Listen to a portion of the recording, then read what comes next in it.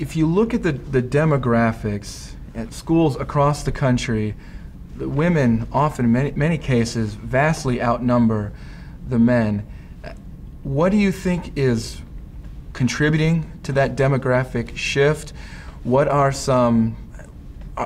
you have concerns about it as well? How should we be thinking about that issue? Yeah, it's a notable trend in higher education in the United States. And, it's more than a 60-40 split now, women as over against men. And on many campuses, it's even more acute than that. And I'm certainly a big proponent of higher education for women. I go back to John Calvin and his commitment to educating girls in Geneva, which was really, an epical shift in Western education. So that's a wonderful thing. But there's something about a social dynamic on a campus where there's so many more women than men. And it's also a concern that I think higher education continues to be a pathway to leadership. Not everyone is called to a college or university education, but if you look at earning power, influence, engagement in a wide variety of business, entertainment, the life of the church, education, and higher education makes a big difference in the world, and God uses it to advance His kingdom, to prepare leaders for kingdom service.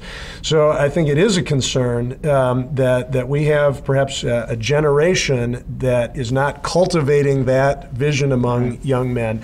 I couldn't even begin to explain all of the reasons for it, but I think most people in higher education see it as an area of concern, and it has a big impact on relationships on campus. Well, in addition to talking about the statistics of earning power and pointing out the value of education, is there anything else that we can do to encourage more men? Because it's not about decreasing any opportunities for women, it's increasing or encouraging men to take that responsibility upon them. What can we do? What can the local church do? Yeah, I think, and I would really start with the family. Okay.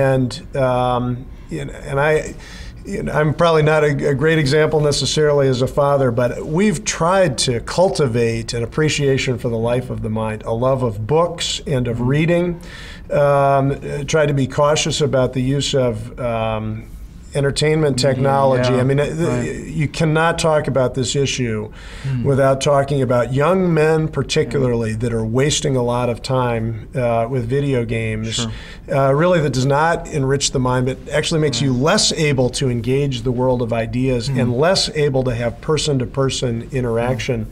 That's part of the story here, and so that's an area for real caution for families. I'll just give you a simple example of something that we did that I thought was good. When my son was in 5th grade, my oldest son, we started a father-son book discussion group, and every couple months we had a group of 5 fathers and 6 sons that would gather around just a wide variety of literature and talk about it, and over the course of 8 years, from 5th grade through 12th grade, it really made a difference in the lives of those young men.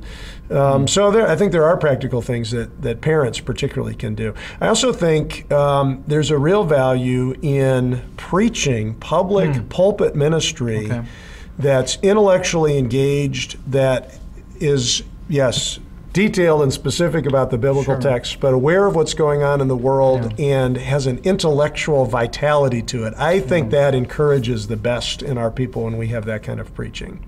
Good advice. Thanks, Dr. Ryken.